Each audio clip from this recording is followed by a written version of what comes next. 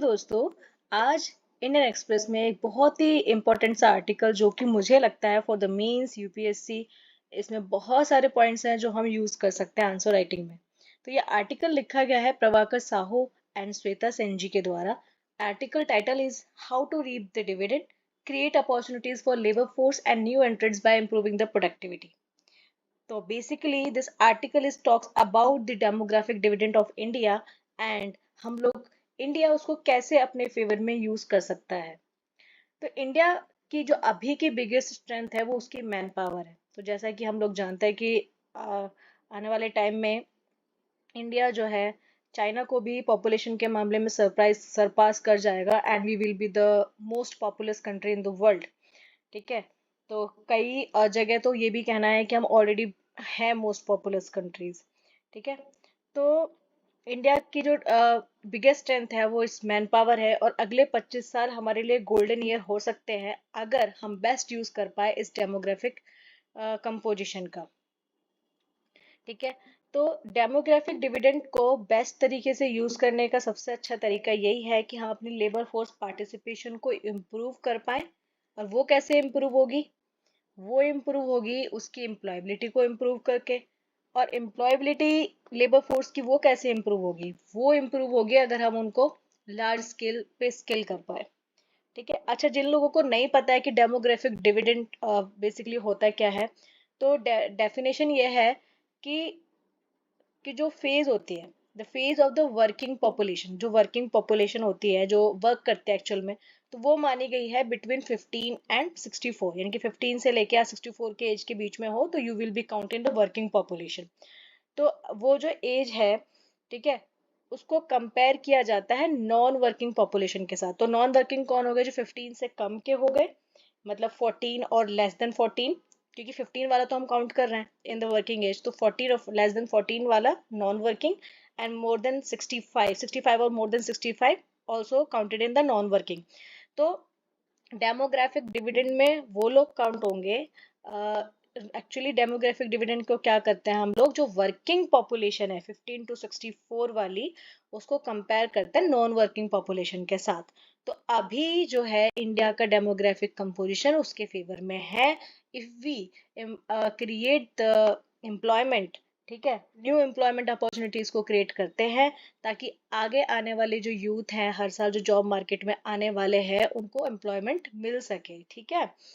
तो इंडिया की अगर एवरेज एज देखी जाए वो है 29 ईयर्स, जबकि यूएस की है 38, चाइना की 38, फ्रांस की 42 एंड जर्मनी 45 एंड जापान 48। तो आप देख सकते हैं कि इंडिया से काफी ज्यादा इनकी एवरेज एज है।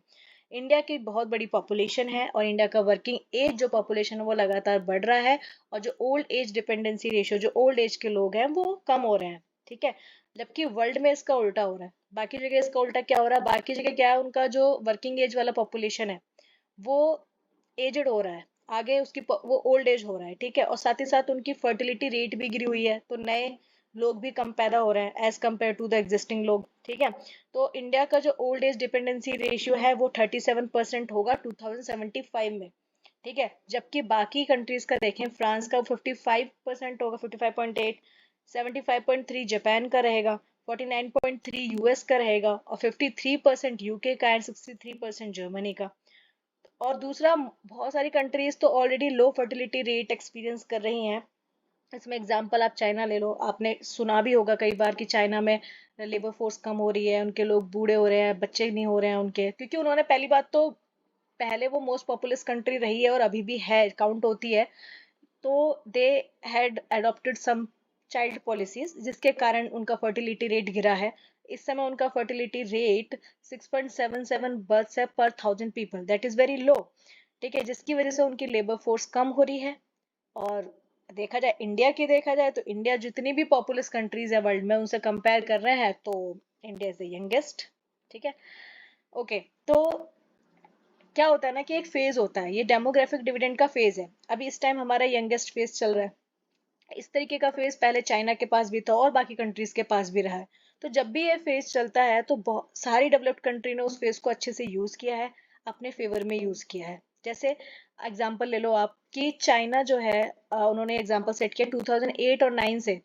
अगर उन्होंने स्टार्ट कर दिया था उस टाइम जब उनका यंगेस्ट डेमोग्राफिक डिविडेंड था। उन्होंने अपने फेवर में उसको स्टार्ट किया। कैसे स्टार्ट किया, क्या किया उन्होंने, क्या किया, उन्होंने लेबर इंटेंसिव मैन्युफैक्चरिंग की, ठीक है, और उन्होंने अपना स्ट्रक्चरल ट्रांसफॉर्मेशन किया, जिसकी वजह से क्या हुआ, पिछले 4 डिकेड्स में अगर देखें तो हर साल उनकी 10% ग्रोथ रही, जिसकी वजह से वो लीड कर रहा है, सुपर पावर में काउंट हो रहे हैं, ठीक है। सिमिलरली इस तरीके से बहुत सारी एशियन कंट्रीज ने किया, जैसे जापान का जो यंगेस्ट डेमोग्राफिक डिविडेंड उनका रहा वो मिड 50s में रहा। फिर उसके बाद साउथ कोरिया में लेट 80s में उन्होंने ऐसा किया, और लेट अर्ली 90s से लेके अभी 2015 तक मलेशिया सिंगापुर में ऐसा देखा गया है। तो उन्होंने, सब लोगों ने क्या किया, जब जब इनका डेमोग्राफिक डिविडेंड इनके फेवरेबल रहा है तो इन्होंने स्ट्रक्चरल ट्रांसफॉर्मेशन किए हैं, जिसकी वजह से अच्छे से वो यूटिलाइज कर पाए हैं अपने डेमोग्राफिक डिविडेंड को। लेकिन अभी तो they are now facing decline, ठीक है, in working age population. Working age population उनकी डिक्लाइन हो रही है, और ग्रोथ डिक्लाइन नहीं हो रही है। I am telling about the working age population. तो अभी क्या है कि हम लोगों के पास ये अपॉर्चुनिटी है, वी आर द यंगेस्ट, ठीक है, हमारे पास मैन पावर भी अच्छी है। तो अभी हमें अपॉर्चुनिटीज क्रिएट करने की जरूरत है, जो हमारी एग्जिस्टिंग लेबर फोर्स है उनके लिए भी, और जो आगे आने वाले जो लेबर मार्केट में जो आएंगे उनके लिए भी, ताकि उनकी उनकी प्रोडक्टिविटी को इम्प्रूव करके उनके और साथ साथ उनको अपॉर्चुनिटी भी दें। देखो, हमारा जो 45.5% जो लोग लेबर फोर्स हैं, they are engaged in already engaged in low and negligible labour productivity job, that is agriculture, ठीक है, वहां पे है। तो अगर उनको शिफ्ट करना है तो देखो, इनके पास लिमिटेड एजुकेशन है, मोस्टली 45.5% की बात हो रही है, और लिमिटेड स्किल सेट है। तो इन लोगों को we can use in labour intensive manufacturing में, जैसे कि textile, toys, footwear, auto component, sports goods and agriculture processing type की। और इस तरीके के सेक्टर्स में भी, जैसे कि restaurant, hotel, mining, construction, health care, care giving services में भी, क्योंकि यहाँ पोटेंशियल बहुत है, यहाँ लेबर चाहिए, है ना। तो जिनके पास लिमिटेड एजुकेशनल स्किल सेट है, वहाँ वो यूज हो सकते हैं, ठीक है। इस तरीके के मैन्युफैक्चरिंग सेक्टर को ग्रो करने के लिए भी बहुत सारी चीज़ों की जरूरत है, कि इनके इंफ्रास्ट्रक्चर डेवलपमेंट किए जाए, ताकि, और साथ ही साथ इनकी ट्रेड एंड ट्रांजेक्शन कॉस्ट को कम किया जाए, ट्रेड फैसिलिटेशन दी जाए, इनके आईपीआर इकोसिस्टम को बेटर किया जाए, ease of doing business ground on the ground, ठीक है। एंड साथ ही साथ जो लेबर लॉज और टैक्सेशन सिस्टम है गवर्नमेंट द्वारा, उसको भी थोड़ा रेशनलाइज किया जाए। लेबर इंटेंसिव सेक्टर्स की बात करें तो एमएसएमई जो है, these are the backbone of the Indian manufacturing, ठीक है। इन लोगों को सपोर्ट की जरूरत है, किस फील्ड में, कॉम्पिटिटिवनेस को इम्प्रूव करने में, स्केल अचीव करने में। अभी वो लोअर प्रोडक्शन करते हैं, दे नीड टू स्केल।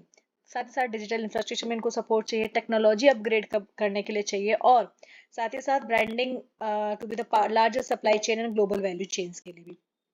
तो इंडिया जो है डेमोग्राफिक डिविडेंड को तभी रीप कर सकता है, साथ ही साथ बन सकता है एक लेबर सप्लाई का सोर्स वर्ल्ड के लिए, अगर वो अपनी लेबर फोर्स की प्रोडक्टिविटी को इफिशिएंट तरीके से मतलब उसको स्किल कर पाए, री स्किल कर पाए, एंड अपस्किलिंग के द्वारा उसको लेबर प्रोडक्टिविटी को इम्प्रूव कर सकता है, ठीक है।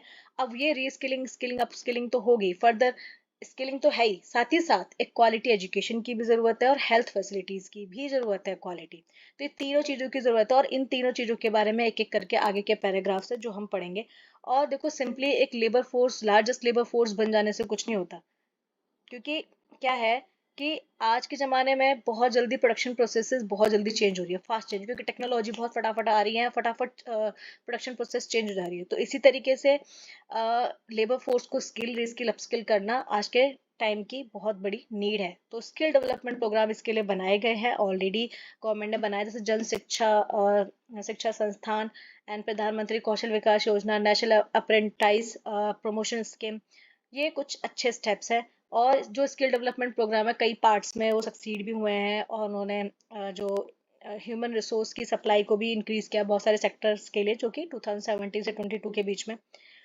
अब फिर भी लेकिन किया है, लेकिन चलो, लेकिन तब भी देखो, 93% जो एम्प्लॉयमेंट है इंडिया में, वो अनऑर्गेनाइज सेक्टर्स के द्वारा है, जहाँ पे they are pay underpaid, they are in underpaid jobs, वो अंडरपेड जॉब्स में काउंट होती हैं, ठीक है।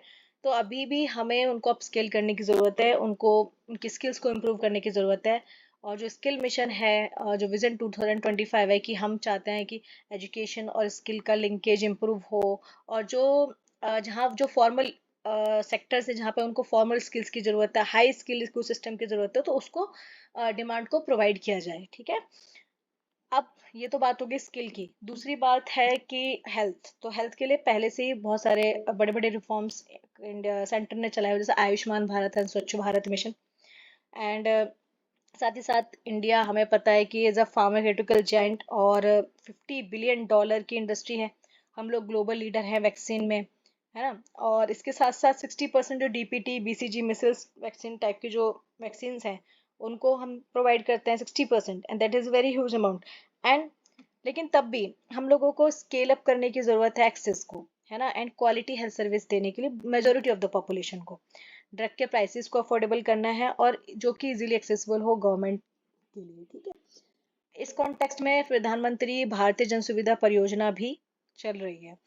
अब देखो, बहुत सारे कभी कभी क्या हो सकता है ना, हम इंडियंस को प्राइवेट सेक्टर हॉस्पिटल में जाना पड़ता है, वहाँ ट्रीटमेंट कराना पड़ता है, जो कि हमारे आउट ऑफ द पॉकेट हो जाता है, इतना एक्सपेंडिचर हो जाता है। तो हमें बहुत कुछ करना है हमारी कंट्री को, किस मामले में, फाइनेंशियल मेडिकल प्रोटेक्शन मामले में, कि खर्चा ही ना करना पड़े इतना सारा।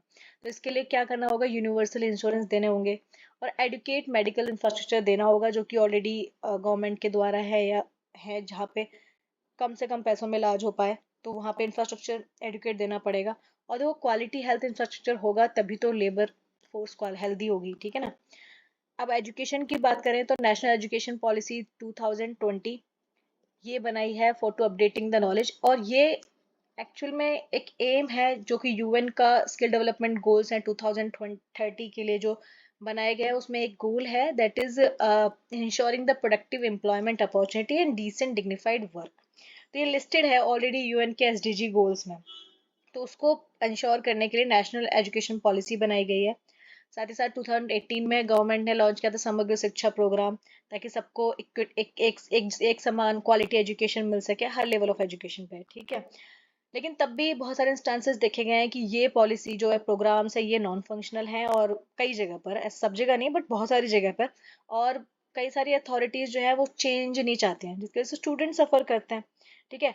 हमें क्वालिटी एजुकेशन को डिलीवर करना base mainly higher secondary education level पे तो बहुत जरूरी है, क्योंकि प्रोडक्टिव लेबर फोर्स बनाने के लिए ये जरूरी है, ठीक है। तो अगले 30 साल में इंडिया कहाँ बिलोंग करेगा, अगले 30 साल में अगर हम ये जो रिफॉर्म्स हैं जो बताए गए अभी पिछले पैराग्राफ्स में, उनको अगर एक्सिलरेट करें, तो हम एक अच्छा रिजल्ट पा सकते हैं उन प्रोग्राम्स का, जैसे कि skill India, make in India, startup India. ये प्रोग्राम्स का रिजल्ट तभी डिजायर्ड मिल सकता है, एंड जब हम एक्सिलरेट कर पाए अपने रिफॉर्म्स को।